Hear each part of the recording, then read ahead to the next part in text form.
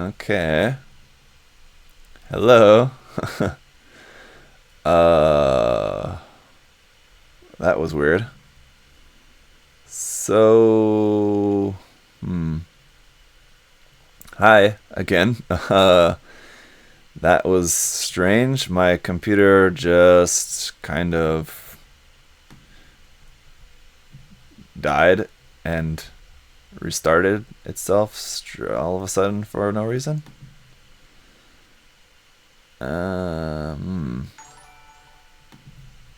Okay, very strange. Oof. Okay. I hopefully that doesn't happen again. That's scary. Maybe it's time to look into getting a new computer. I've been using this one for a while, and maybe it's time to look into getting a new one. Anyway, Acid Blade asked, "Hey Zach, do you think you'll ever review any 5-star stories kits?" It's interesting that you ask that because where did it go? I just got a 5-star stories kit just the other day, actually, and where is it? Oh, it's down here. Anyway, yeah, I just got a 5-star stories kit just the other day. And so, yes, I will. It'll be in the queue. I'll review that build, a live build, and then review that kit sometime in the near future. But yeah, just recently got that, so it's interesting that you asked.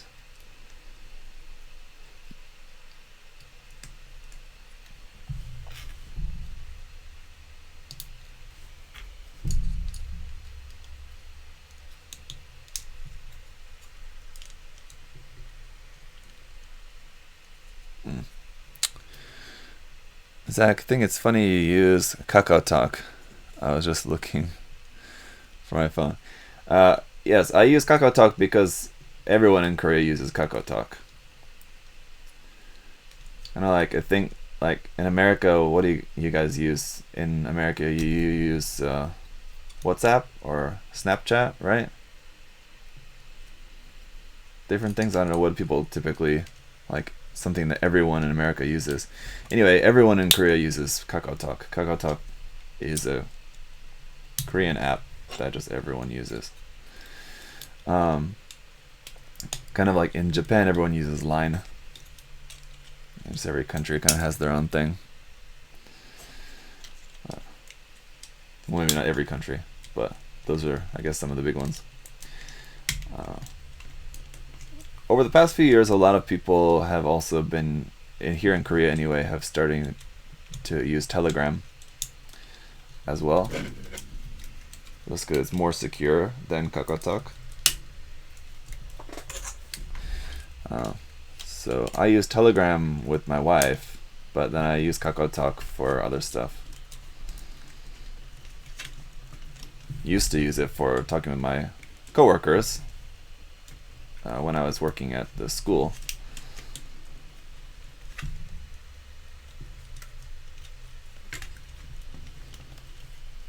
For example. But anyway, there we go. Yeah. Someday I plan to get the 1/100 scale Yzak Mirage Twin Tower version. Oh man, that's that like Acid Blade. That's that gigantic one, isn't it? Is that the super gigantic resin kit that costs like $5,000, or is the 1/100 scale version like a smaller version, like from Volks or something? Maybe I'm sure either way it's gonna be a massive like gigantic kit. I'm sure, but maybe like the super gigantic resin version maybe is something different. Maybe that's not the 1/100 scale version you're talking about.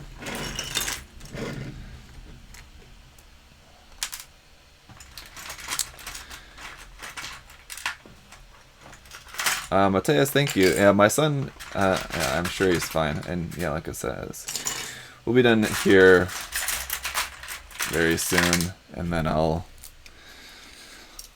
bust out of here to go see what's up with him. So I'm sure he's okay.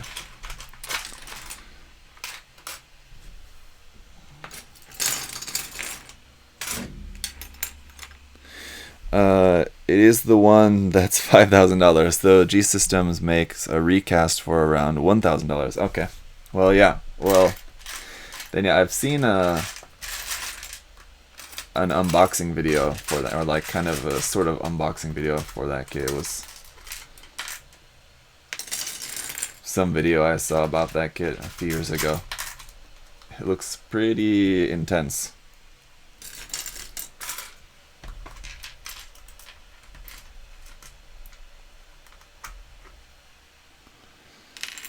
Certainly not a kit for beginners.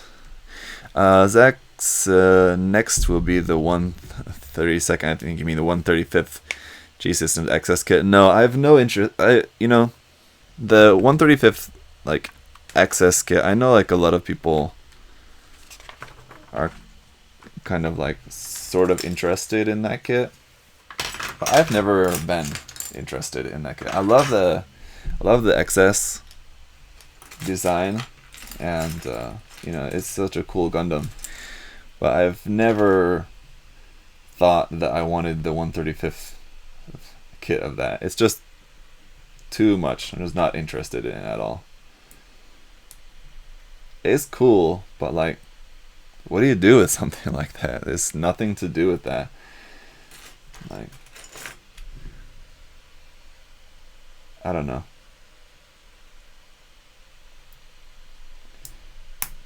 That's something that's like for like display at a museum or something, not like in someone's house, like even in a shop. But I don't know, even in a shop I would be so nervous about like actually building something like that and then putting it on display anywhere where it could possibly like fall down or get damaged in any way. So yeah, it's just not something that I would ever be interested in.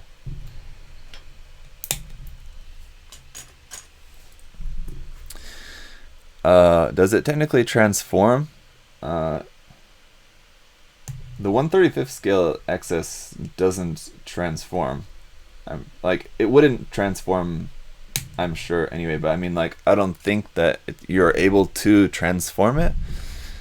I'm not like able to. That's not the right word, because it wouldn't transform anyway. Basically, I don't think that you can build it as the transformed version of the XS. I'm pretty sure you can't. You can only build it as the mobile suit version. But I don't know. I could be wrong. I've never seen it built as the Wave Rider version.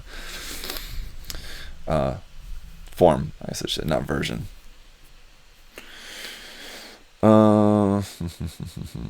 Yeah, like the 112th RX-78 kit and like Zaku kit as well. Like, I'm just not interested in that.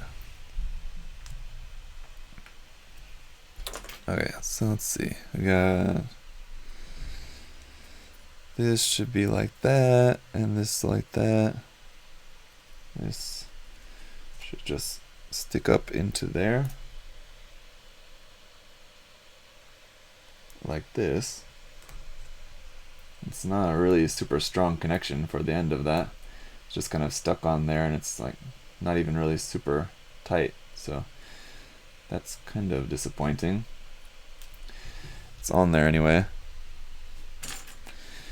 Then we have this part at this end, and this little hook there, and that's pretty much it for that anyway.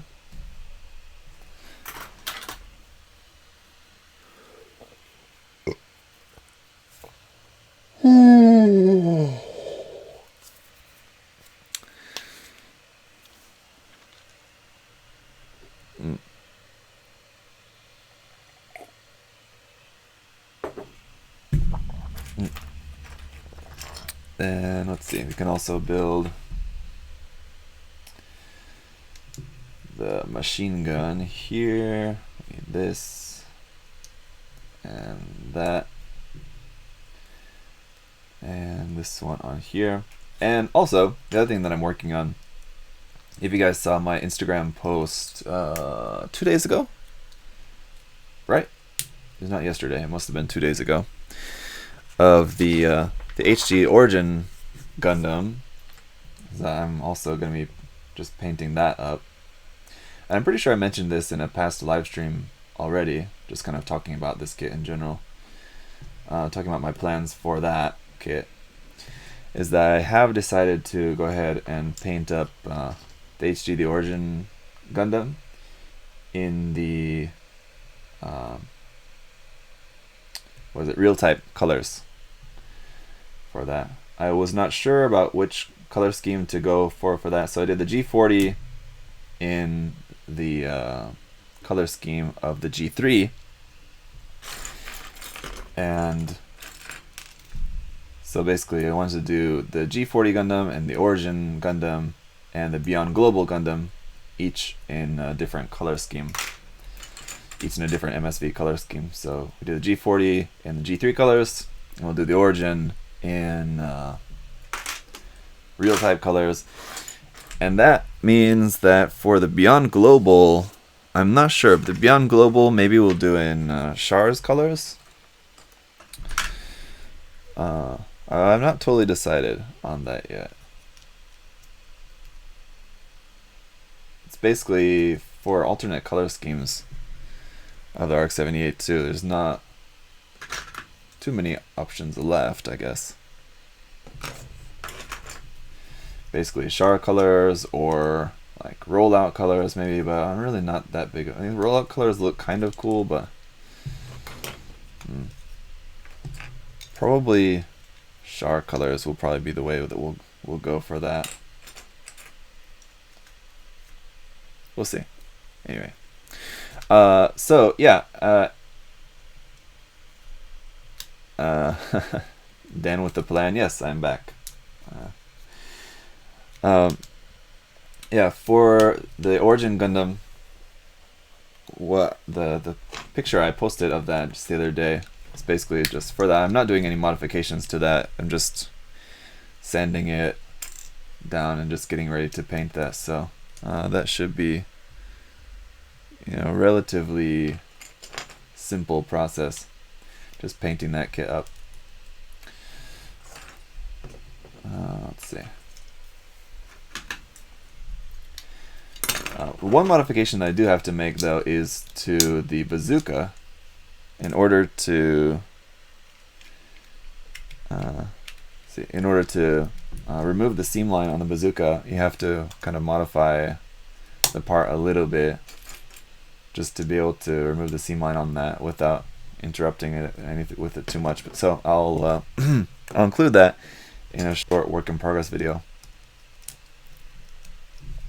just to show you guys how I'm going about removing that seam line.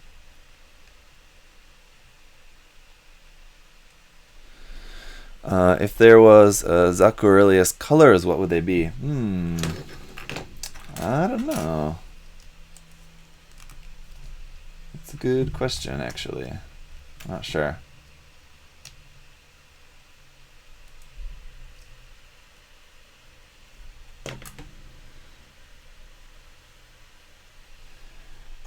I'd have to think about that. I should do that though. I should like think of, you know, what could be like something to be like my own customs color scheme, where like I can't necessarily like claim a color scheme as like mine, right? But basically what it would be is just like a color scheme that I would every now and then come back to using. You know what I mean? Oh, we do also have this. There, like that. So like for example, just a color scheme that I would use multiple times, or like every so often, just like for some particular kit where if I didn't have any other particular custom color scheme in mind or whatever, I could just do the Zaku custom colors. But anyway, so I'll think about that. Yeah, it's an interesting idea. Anyway, there's the backpack. So pretty cool. These can move up and down. You can also rotate them a little bit, but I'm pretty certain This thing is about to become very back heavy. So let's see. Although, I mean, it's a pretty solid kit. I think, although it's back heavy, it is still able to stand up pretty easily as is like that. So let me give you guys a look here. Oops. Let's stick that over there. There we go. Hang on just a minute. Let's turn on this. Auto focus, auto exposure. And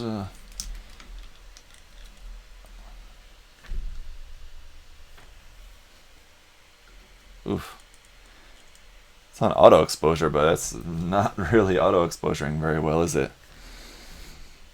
It's like a little bit much. Let's turn that off. Yikes.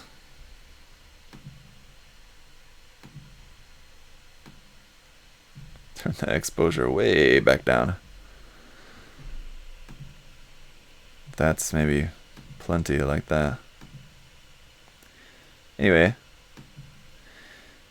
there's how it looks. So once again, the build was pretty quick, pretty simple. Again, it took us like right about an hour really for me to put together. Now, of course, that's not including cutting all the parts off the runners and removing all the nubs off all the parts or everything. Just the process of just putting everything together took about an hour. But still, that's pretty quick for a master grade, definitely. I mean, very quick. So even still, though, very cool kit. I really like it. It'll be really cool to see this next to the Gunner Zaku Warrior. So I'll do, of course, a side-by-side comparison in the review. Yes, Winged Wolf, the scythe is here. I put that together. I'll show that more in the review. Is there something you'd like to see, Winged Wolf, at the moment in particular about the scythe? It's here. Oops, sorry.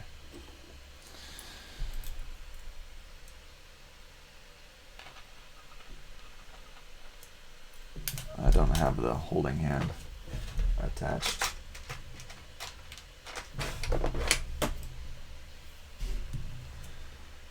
Let's see.